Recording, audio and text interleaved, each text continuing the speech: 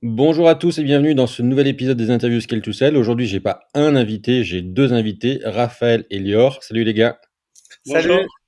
Bon, aujourd'hui, on va parler d'immobilier. C'est le deuxième ou troisième épisode où c'est un des sujets centraux. Ça va être même le quatrième, si je dis pas de bêtises. On va commencer par vous laisser vous présenter. Allez. Moi, c'est Raphaël Pardo, cofondateur de la société Investir dans l'ancien. Du coup, on a monté la boîte il y a 6 ans avec Lior, mon frère jumeau. Et vas-y, je te laisse te présenter, Lior. Donc moi c'est Lior Pardo, cofondateur de la société Investissement Ancien. Donc on a monté une société d'investissement locatif clé en main. On propose à des particuliers d'investir dans l'immobilier ancien partout en France, tout type de classes d'actifs à partir de 100 000 euros. Alors, qui sont vos clients? Comment vous les recrutez? Et puis, comment on entreprend avec son frère jumeau? C'est un peu un des grands sujets qu'on va aborder aujourd'hui. Comment on rencontre en contact et comment on fonctionne? Nous, on a une plateforme d'investissement. Donc, nos clients, on les rencontre principalement par échange. Ils prennent rendez-vous et après, on va leur proposer des projets clés en main. Et nos clients, ce sont soit des personnes qui résident en France ou soit des non-résidents. Donc, on a aussi des personnes qui vivent à l'étranger, beaucoup en Angleterre ou en Suisse. Et après, on va les accompagner sur le projet clé en main. Comment vous êtes venu à cette idée, en fait? Qu'est-ce qui fait qu'un jour, vous êtes dit: «On va, monter une société spécialisée dans l'investissement dans l'ancien»? Alors, on avait travaillé, Raphaël et moi, dans différentes structures dans l'immobilier. On avait travaillé, enfin, moi, pour ma part, j'avais travaillé dans un fonds d'investissement et j'étais asset manager. Après, j'ai travaillé chez Nexity. Après, j'avais travaillé dans une startup où on développait un logiciel pour les asset managers. Et en fait, on proposait les mêmes services pour les instituts. Donc, finalement, c'était réservé que aux professionnels. Et on s'est dit que il y avait un business à faire avec les particuliers et le proposer finalement à tout le monde et le démocratiser. Donc on a décidé de créer un ancien dans ce sens. Juste pour, qu'on comprenne bien, vos parcours, respectifs à tous les 2, c'est quoi avant de vous associer? Alors moi je finis et après c'est Raphaël qui prendra pour son côté. Moi, mon parcours, j'ai un master 2 en immobilier entreprise à la Sorbonne, donc vraiment immobilier commercial. Et après j'ai travaillé dans différentes structures dans l'immobilier, mais plutôt commercial. Et après, d'où l'idée que j'ai eue et Raphaël m'a rejoint sur le projet pour développer Investir dans l'ancien pour les particuliers. Et moi, du coup, j'ai bossé aussi dans l'immobilier. Enfin, j'ai commencé ma carrière en tant que broker en habitation. Après, j'ai bossé dans le tertiaire, du coup, dans tout ce qui était commerce, vente de fonds de commerce et vente de bureaux. Et avec des études en immobilier. Et du coup, Lior a commencé la société Investisseur dans l'ancien et après, je l'ai rejoint pour la suite. Comment on se dit: «Je vais rejoindre mon frère jumeau»? Est-ce qu'il y a quelque chose, est-ce que cette connexion gémellaire fait que naturellement, en fait, on se dit, «On va faire le projet ensemble» ou il y a il faut aller convaincre son frère de s'associer avec toi, comme n'importe quel associé? On a toujours voulu créer une entreprise. On ne savait pas si on allait le faire ensemble ou pas. Donc au début, j'ai commencé seul. Je lui ai parlé du projet et je pense que ça a tenté. Bon, après, il a dû un peu me convaincre, mais c'est vrai que bon, ça n'a pas duré longtemps et je l'ai rejoint. Mmh. Aujourd'hui, là, vous parlez de la plateforme. C'est quoi le rôle de votre plateforme dans votre business model? Et du coup, comment va être votre business model par rapport à un client qui arrive chez vous aujourd'hui? À quel moment, enfin, de où à où vous l'accompagnez et quels sont les frais, en fait, que vous allez prendre tout au long d'un projet, en fait, immobilier? Comment ça se passe? Alors nous, c'est au cours il y a 4 étapes chez Investisseur dans l'ancien. Premièrement, il y a la recherche du bien, ensuite les travaux, l'ameublement et la gestion locative. On va être payé à chaque étape et c'est un mandat non exclusif. C'est-à-dire on va l'accompagner de son projet de A à Z. Les clients, ils arrivent avec soit des critères assez stricts, possible ou pas possible, ça c'est à voir déjà. Et après, il y en a qui savent pas du tout ce qu'ils veulent. Et après, la base, c'est de déterminer la capacité d'emprunt. Donc, premièrement, ce qu'il faut faire, c'est déterminer sa capacité d'emprunt, soit avec sa banque, quand ils le veulent, parce que la plupart du temps, le problème, c'est que les banquiers, ils veulent pas trop s'embêter là-dessus. Donc, il faut aller voir un courtier de confiance qui calcule les futurs loyers, qui se projette sur le long terme et qui peut déterminer une capacité d'emprunt. Ça, c'est la base. Une fois qu'on a sa capacité d'emprunt, on peut avoir un plan d'action pour de l'investissement sur du long terme, donc sur du 20 à 25 ans. Ensuite, il faut savoir où on veut investir et quel type de classe d'actifs. Donc ça, c'est important de se projeter sur une ville soit qu'on connaît ou une ville qu'on a envie de connaître. Et ensuite, sur une classe d'actifs intéressante. Donc ça va être de la colocation, de l'habitation, du Airbnb, des locaux commerciaux, un immeuble de rapport. Donc c'est important d'avoir des objectifs. Et après, la rentabilité en question. Donc plutôt un projet en cœur de ville, proche d'un cœur de ville, ou bien un peu plus excentré pour avoir plus de rentabilité. Nous, notre particularité chez Investisseurs Anciens, on essaie de proposer des projets à minima autofinancés.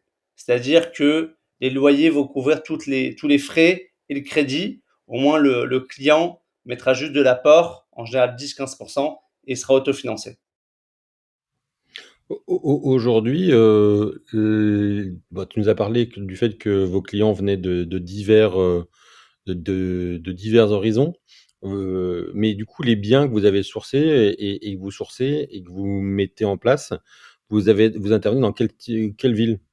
Alors du coup, on va sourcer des biens partout en France, dans toutes les grandes villes de France généralement. Donc en fait, on va analyser des biens avec notre réseau dans toute la France. Donc voilà, si on a des recherches d'un client qui va dire moi je veux une colocation avec tant de rentabilité, on va dire voilà, on peut te proposer par exemple des villes du sud, des villes du nord, à l'est ou à l'ouest. Si ça l'intéresse, on va se diriger vers ces villes-là. Et aujourd'hui, comment on va faire pour chasser dans toutes ces villes? On a des chasseurs locaux qui vont nous sourcer des biens et nous avertir sur ces biens qui vont arriver, qui sont hors marché, ou même des biens qui sont hors marché qui vont traîner, qu'on pourra négocier. Et du coup, c'est des agents avec qui on a l'habitude de travailler, des chasseurs qui nous connaissent et qui vont nous partager ces offres en off-market ou des biens qui ont traîné sur le marché qu'on pourra négocier à un bon prix pour avoir de la rentabilité et créer de la valeur. Juste, du coup, il y a presque un empilement de prestataires. Comment vous vous assurez, que tout le monde, gagne bien sa vie et que vous gagnez bien votre vie, en fait, dans cette approche-là, quand il y a différents, partenaires qui vont chercher pour vous et qu'en même temps, un client peut pas supporter un surcoût particulier? Alors du coup, chaque dépense, pour le client, du coup, de son côté, tout est détaillé sur notre marketplace et dans les reportings qu'on va partager. Donc ça, c'est totale transparence sur tous les coûts et sur son budget global. Donc là, pour répondre à cette question, il sait où il va quand il se lance dans un projet. Et après, nous, de notre côté, du coup, tout est déjà cadré niveau honoraire et les parts de gâteau de chacun.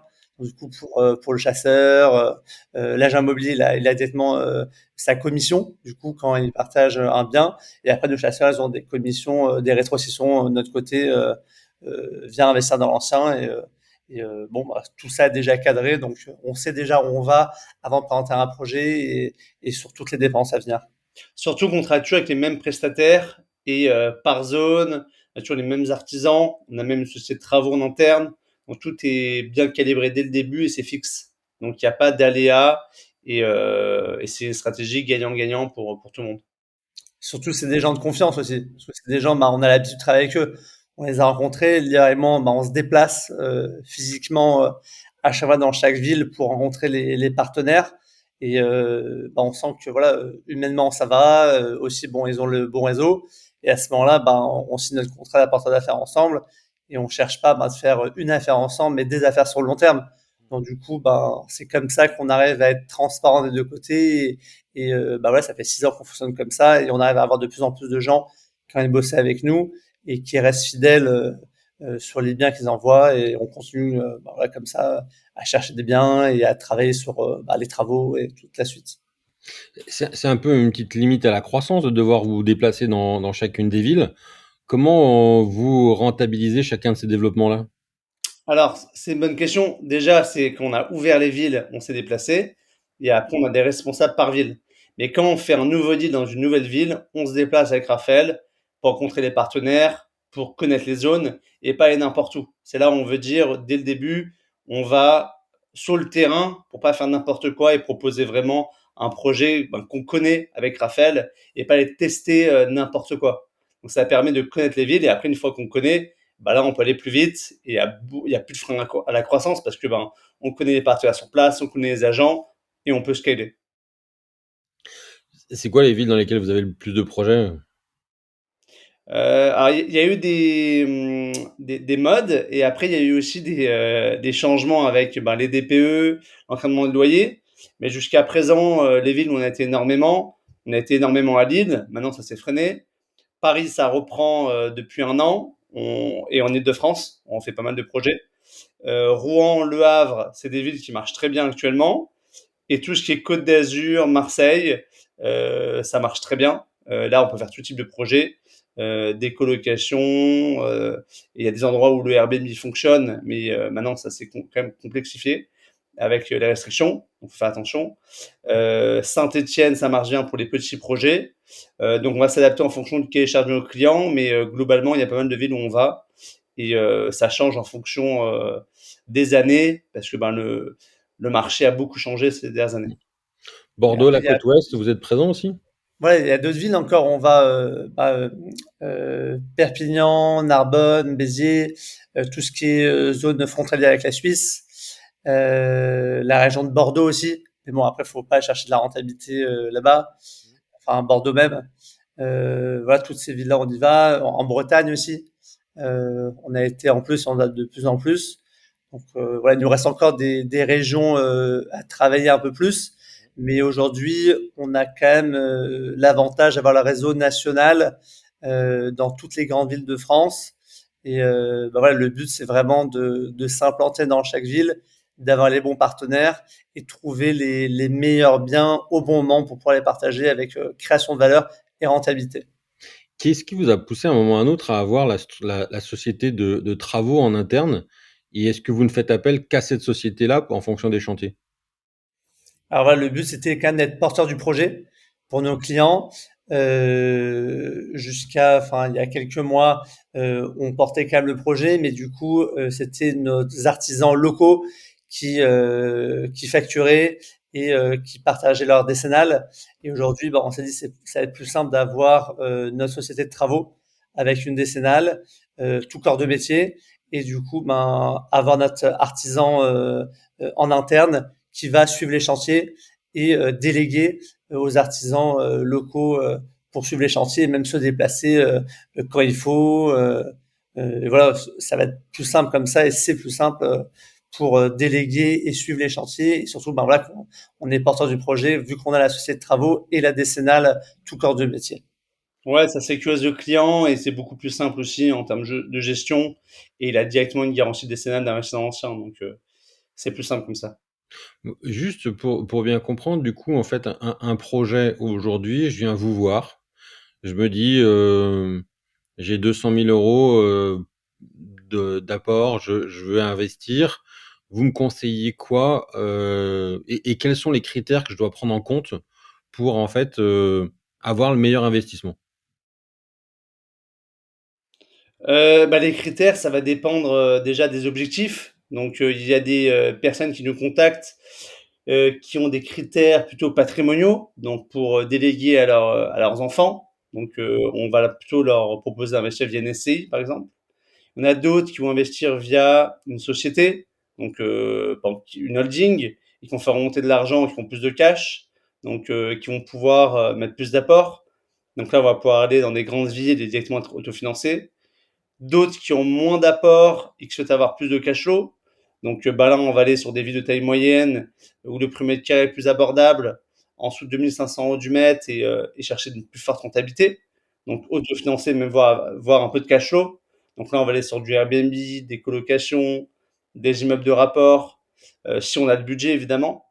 Et nous, on va s'adapter en fonction des critères. Après, si je dois recommander aujourd'hui des produits d'investissement, on va dire quelqu'un qui a 250 000, qui veut quelque chose de stable sur le long terme, proche d'autofinancement, on peut être sur des grandes villes type Paris, Marseille, où il y a une forte tension locative, mais on aura un petit effort d'épargne de 100 à 150 euros. Mais après, si on met d'autofinancement, là, on peut être sur des villes type Rouen, Le Havre, où on va avoir un bien, projet clé en main, entre 150 et 200 000 euros autofinancés. Je comprends. Et du coup, en fait, sur un projet, comme ça, quelle est la part, en fait, aujourd'hui qu'il faut prévoir pour les travaux versus la part, en fait, de l'acquisition du bien? Vous, aujourd'hui, c'est quoi les grands ratios que vous suggérez? Alors, pour les travaux, généralement, c'est 10% du bien, on va dire. Si je dois vraiment prendre un ratio global sur tout ce qu'on fait, parce qu'il y a quand même beaucoup de biens qui sont mal classés énergétiquement. On va devoir améliorer la note énergétique. Et après, des travaux de rafraîchissement. Donc, on va devoir reprendre la salle de bain souvent, la cuisine qui est un peu passée et les peintures. Et après, tout ce qui est énergétique, ben, ça va dépendre du DPE. Ça, c'est les travaux, je dirais classiques. Et après, bah, il y a la part du mobilier. Ça va dépendre de la typologie du bien. Donc, plus c'est petit, évidemment, ça coûte moins cher. Et plus c'est grand, bah, il va falloir prévoir plus de mobilier avec l'électroménager, la décoration et suivre la liste LMNP si c'est le cas. Et après, il y a les frais de notaire qui sont en moyenne à 8,5% maintenant, parce que bah, il y a eu une augmentation des taxes de 0,5 sur point de commune. Donc en moyenne, on va dire c'est 8,5.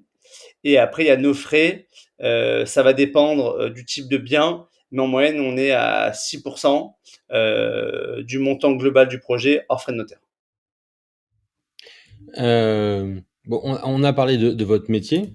Maintenant, quelles ont été un peu les grandes étapes qui vous ont, permis de structurer la société pour en arriver jusque-là?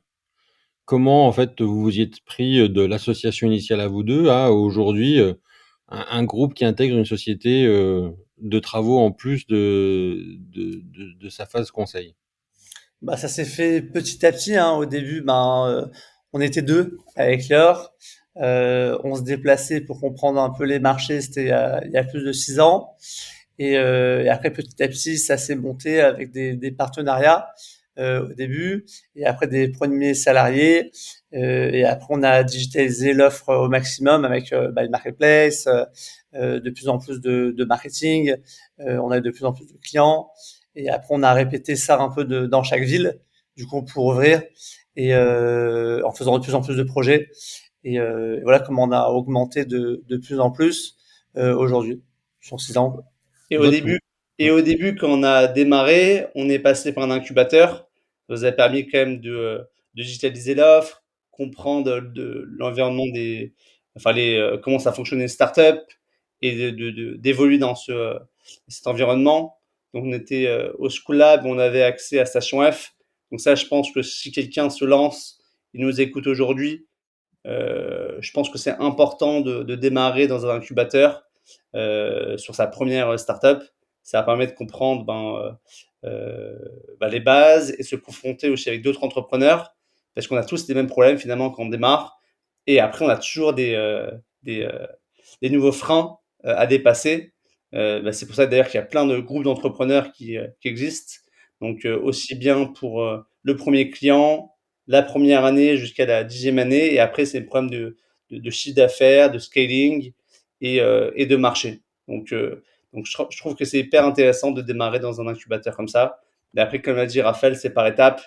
Et le cycle de vie d'une entreprise, il y a des hauts et des bas et on avance petit à petit, ce qui permet de renforcer la structure et d'arriver jusqu'à créer une entreprise de travaux. Et après, maintenant, proposer le service de manière nationale avec une marketplace, avec des partenariats qu'on a pu essayer, réessayer et retester et voir la meilleure méthode. Et aujourd'hui, on a plus de 10 000 personnes avec lesquelles on travaille en France, des agents immobiliers, des marchands de biens, des notaires, des artisans, qui nous permettent aujourd'hui d'être efficaces et d'apporter une qualité pour nos clients. Justement, du coup, tu parlais des différentes étapes. Est-ce qu'il y a des étapes qui vous ont marqué, et comment à chaque fois vous les avez dépassées? Il y a le premier client déjà, ça c'est la première étape, je dirais. Je me rappelle, c'est un copain d'un copain qui m'a présenté. Il m'a dit: «Lui, il veut investir». Je lui ai dit: «Bah, très bien, démarrons alors». Et j'avais mon premier mandat, je me rappelle très bien, je l'ai rencontré, on a signé le mandat et il m'a expliqué c'est que ça de recherche et on a tout fait à la main parce que on n'avait pas enfin on avait un premier tableau Excel, on n'avait même pas de CRM, on avait un site web qu'on avait fait nous-mêmes sur Wix. Voilà, nous on n'avait pas levé de fonds donc on avait fait avec les moyens du bord et il était content donc il nous a recommandé et au début c'est bouche à oreille donc ça c'était la première étape je dirais.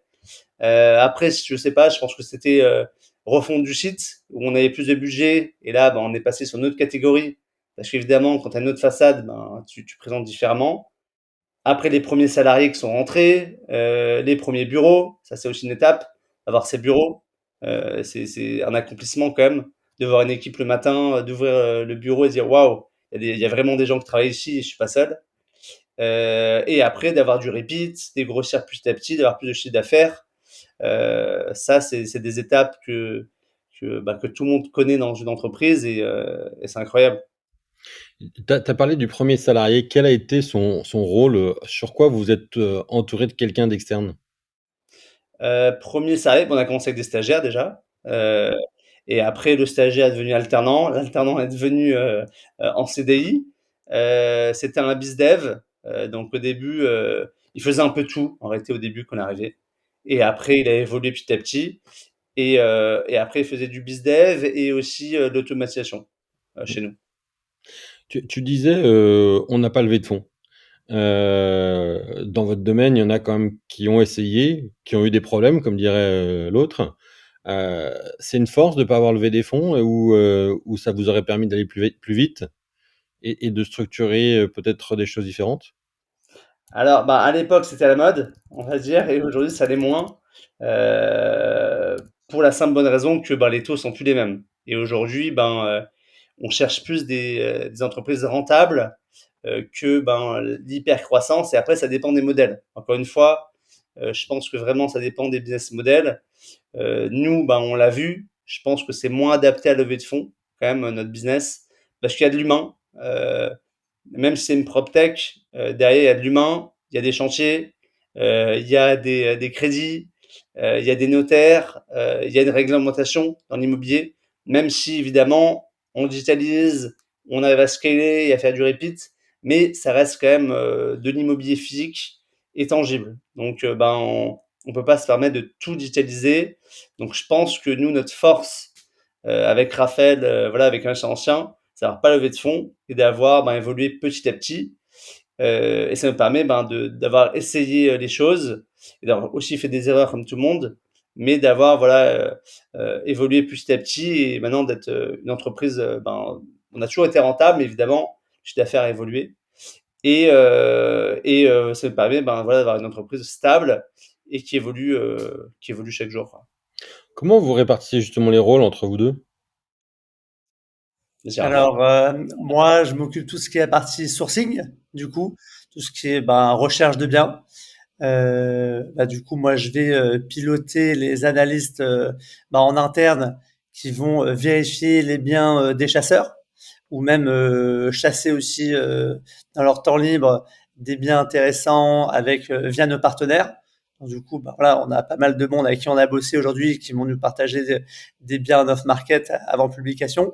Donc tout ça, c'est quand même pas mal de données à gérer et pas mal de calls pour avoir toutes les informations nécessaires pour pouvoir les partager. Je vais m'occuper aussi de tout ce qui est de la partie de travaux. Donc du coup, de maintenant notre salarié qui va gérer les chantiers et qui lui va vérifier les chantiers de nos partenaires, du coup partout en France. Donc du coup, voilà, ça fait pas mal de taf. Et Lior, maintenant à toi d'expliquer ta partie. Et moi, ma partie, ça va être tout ce qui est business, les échanges avec les clients et le suivi. Donc moi, je vais travailler avec les bizdev et je vais aussi faire les calls avec eux pour satisfaire voilà leur projet et comprendre leurs recherches du début jusqu'à la fin. Je vais aussi m'occuper de la partie marketing avec les personnes internes et aussi les prestataires. Donc tout ce qui est SEO, SIA, campagne marketing. Et après, tout ce qui est développement de la tech. Ça, on se répartit, je dirais, à 50-50 avec Raphaël quand même.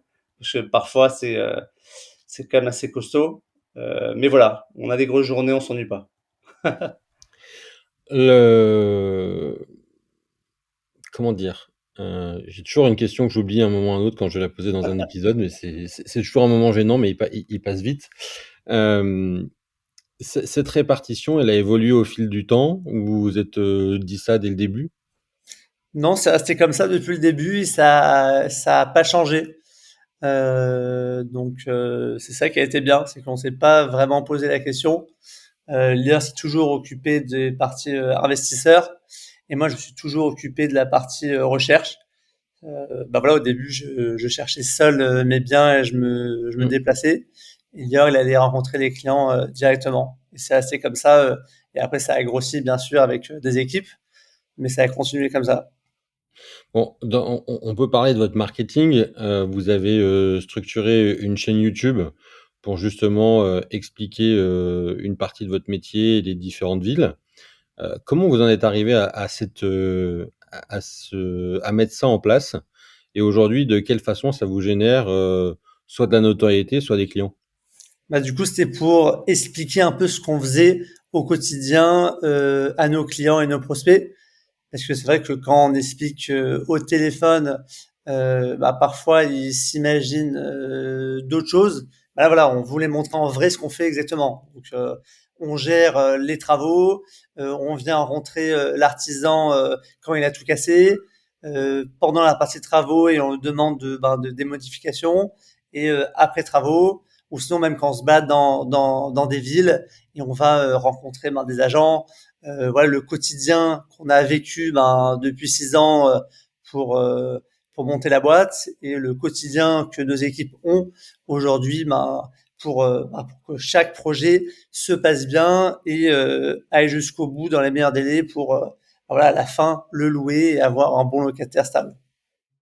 Votre ambition aujourd'hui avec Investir dans l'ancien, c'est d'aller jusqu'où? Sky is the limit. Il n'y a Non, pas vraiment de limite aujourd'hui, ouais. ce qu'on veut, c'est encore évoluer. Voilà, toujours proposer des projets intéressants pour nos clients et avoir de la reco, parce que c'est quand même le plus important dans nos métiers. Et voilà, évoluer petit à petit vers plus de transactions, se développer toujours en France. Et après, on verra, ça se passe bien peut-être d'autres villes, même d'autres pays, je veux dire. Ouais. Mais pour Parce le que moment, il y a il y a une quand même pas mal de choses à faire en France. En ouais, fait, le marché a bien évolué, enfin, il a bien changé ces dernières années. Donc, on est passé de taux à 1 à plus de 3% en quelques mois. Et c'est vrai que l'immobilier, ce qui est bien, c'est que ça bouge. On sait que, vu le marché, on essaie de s'adapter au maximum avec un investisseur ancien et on a quand même réussi à avoir de la croissance et jamais de décroissance dans toutes ces années. Donc, le but, c'est continuer sur cette ligne-là, après accélérer quand on pourra, mais continuer notre croissance, continuer des partenariats un peu partout en France et déjà gérer de manière nationale vraiment chaque petit recoin, même si aujourd'hui on gère chaque grand département, mais après voilà, augmenter chaque ville et avoir voilà, des prestataires vraiment dans chaque grande ville et petite ville après de France. Aujourd'hui, votre business model, à part la gestion locative, il est pas très récurrent. Comment, justement vous travaillez le fait que, il y a du referral, il y a des clients qui réinvestissent? Est-ce que vous avez des programmes, spécifiques pour justement qui sont déjà passés des gens qui sont déjà passés par, vous pour un premier investissement? Ça se passe comment en fait? Alors, on a, on va dire du repeat parce que si les clients sont intéressés, ils ont des capacités d'emprunt, généralement ils reviennent. Après c'est sûr que c'est pas du recurring tous les mois, comme un abonnement, mais voilà, si les clients sont intéressés, ils vont revenir pour faire un deuxième, troisième, voire quatrième. On a déjà eu le cas, projet investissement. Après c'est des cycles longs, donc le temps que le projet soit fini, ils reviennent, voilà, ça peut prendre parfois, 1 an ou 2 ans. Et après, on a aussi, la revente des biens. Il y a des cycles et pour que les clients, reviennnent, comme tu l'as demandé, des programmes, on a des problèmes de partenariat. Donc, quand un client va nous référencer, il va avoir, des gains pour son projet d'investissement Et donc voilà, on a la recommandation. Et après, ben, notre marketing est fait pour trouver des personnes qui ont ce profil-là d'investisseurs qui rentrent dans le target de voilà, jeune investisseur qui souhaite se créer un patrimoine immobilier et qui a les capacités financières et le mindset pour le faire. Aujourd'hui, il y a combien d'investisseurs qui arrivent chez vous par la plateforme et combien d'investisseurs qui arrivent chez vous par le réseau? Parce que tu parlais beaucoup de clubs tout à l'heure. C'est 50-50, c'est du 80-20, ça se passe comment? Ouais, je dirais c'est 50-50. Nous, aujourd'hui, on fait une centaine de transactions annuelles. Donc, ouais, je dirais c'est 50-50. 50% reco, 50% qui viennent directement, prise de contact, et après on échange sur leur projet, et après ils décident ou pas de passer par nous. Je comprends. On va passer dans la deuxième partie du quiz là bientôt. Est-ce qu'il y a une question que vous auriez aimé que je vous pose et que je vous ai pas posée jusqu'à présent? Mais en y pensant là, non. Peut-être je te dirai plus tard, moi. Ouais, non, j'ai rien en tête là pour le moment. Euh, Si vous aviez pas entrepris ensemble, euh, ça a été quoi un peu le profil idéal de l'associé que vous auriez été chercher chacun de votre côté pour vos aventures? Bah, c'est une bonne question parce que avant que Raphaël vienne, je cherchais un associé. Donc, bah, au début, on a parlé à des copains qui voulaient se lancer. Voilà, il y en a beaucoup qui ont réfléchi, d'autres peut-être qui voulaient après, je sais pas. Mais voilà, je pense que le profil que je cherchais, c'est quelqu'un qui avait envie de une aventure entrepreneuriale, donc bah, prendre des risques, ça c'est important. Et quelqu'un qui a un peu, voilà, faut être un peu fou pour entreprendre au début, parce qu'on sait pas ce qui va se passer, on connaît pas forcément tous les rouages de l'entrepreneuriat, c'est des hauts et des bas, et après quelqu'un qui évidemment qui avait une première expérience dans l'immobilier, ou bien en finance, pour pouvoir avoir cette culture financière qui a un rapport avec l'immobilier. Ouais. Là, vous allez avoir droit d'utiliser un joker à la question que je vais vous poser, parce que c'est une question qui va pas forcément être facile, mais Raphaël, c'est quoi la qualité et le défaut de Lior en tant qu'associé? Et si on dit Joker, hein, on répond pas, c'est ça? Ouais, mais ça te fera Ouais, pas avancer. les qualités, c'est qu'il lâche rien, hein, quand il faut aller jusqu'au bout, il trouvera des solutions. Même sur des métiers, on va dire, on n'est pas prédestiné. Par exemple, ben voilà, au début, le développement, il s'en est occupé. Le marketing, surtout le marketing au début, enfin, il connaissait un peu le marketing, mais il s'est lancé seul, et il a appris seul pour faire avancer la boîte.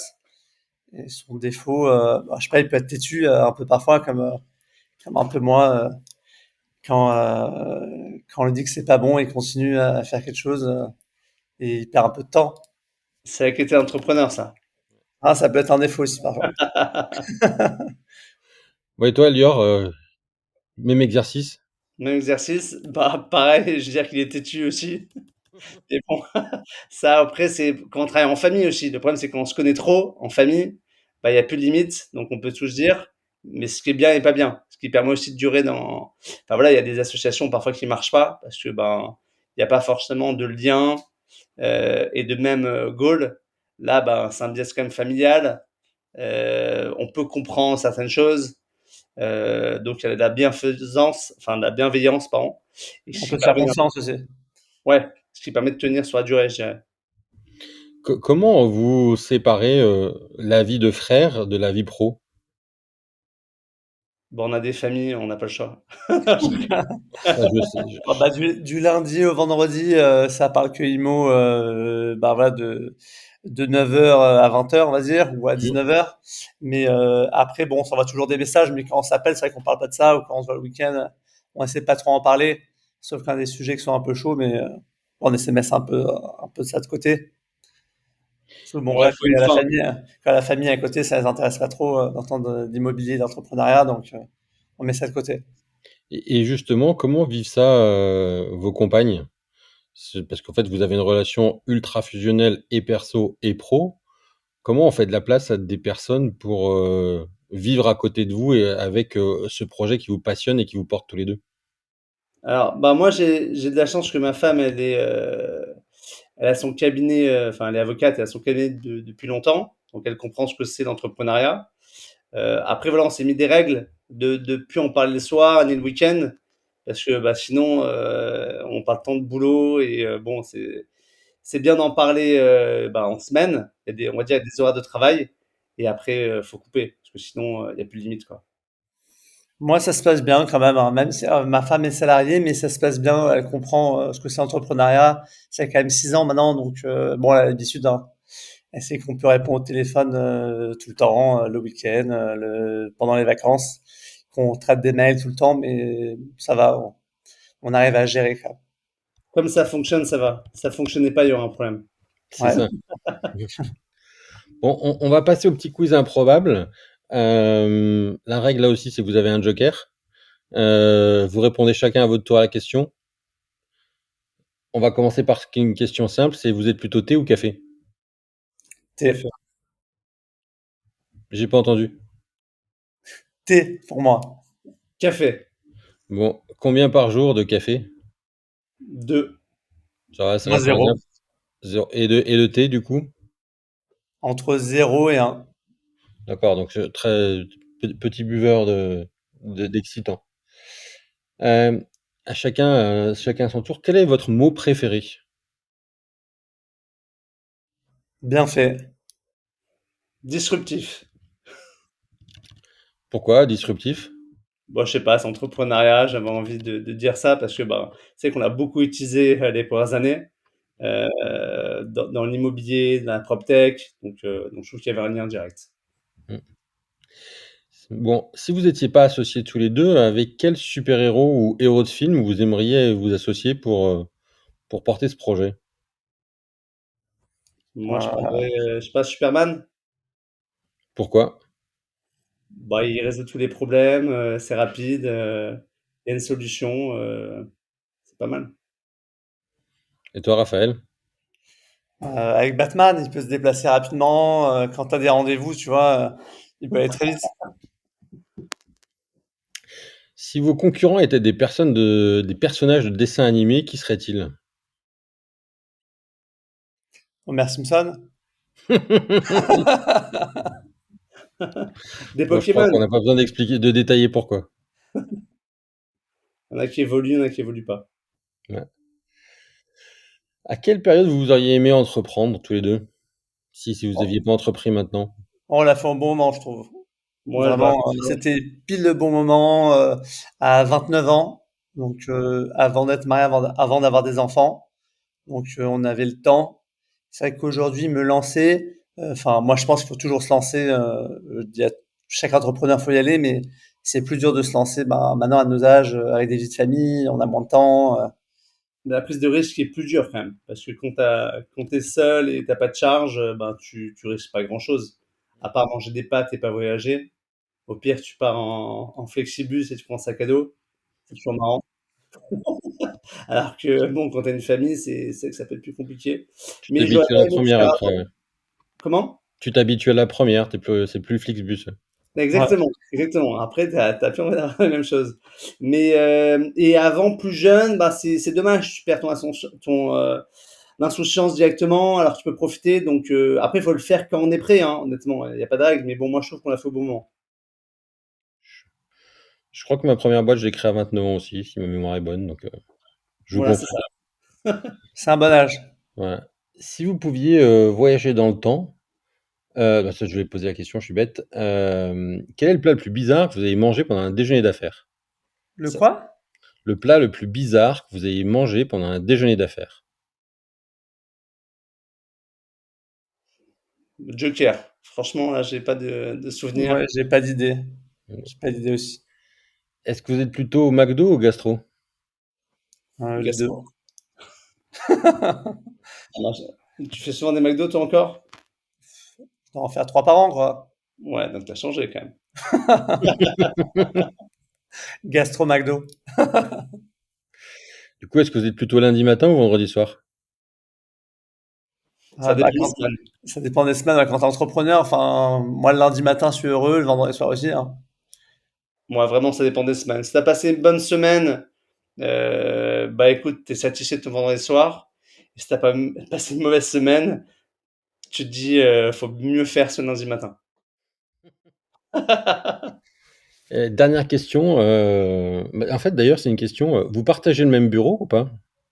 On a Non, le même bureau. Ah, on partage Non. le même bureau? non, On on n'a est pas dans le même les bureau. mêmes on est dans les mêmes bureaux, même, espace, je veux dire, mais on Ouais, n'a pas la même porte, quoi. ouais. Et du coup, quelle est la chose la plus étrange que vous ayez chacun dans votre bureau? Nous, c'est assez minimaliste, hein, il y a pas grand-chose, hein. Ouais, moi, j'ai Très des épuré. caméras, enfin, caméras virtuelles, choses comme ça. D'accord. Heu, j'ai plein de notes de frais, j'ai Il y a pas de déco spécifique? non, Non, non, non, non, c'est très épuré chez nous. Bon, non, c'est quelque chose qu'on devrait faire d'ailleurs. Ouais, c'est on d'ailleurs, on a des posters, des trucs à mettre, on les a jamais mis. Moi, j'ai Ça des fait boîtes 1 an. de posters, on a des boîtes de posters qu'on n'a jamais mis. Voilà. bon, si des auditeurs souhaitent venir à votre rencontre, quel est le meilleur canal pour venir vers vous? Faut aller sur notre plateforme investirdansledancien.fr, prendre rendez-vous et on échange directement, sur leur projet. Super. Et dernière question, qui est-ce que vous me recommandez d'inviter à votre place, pour un prochain épisode?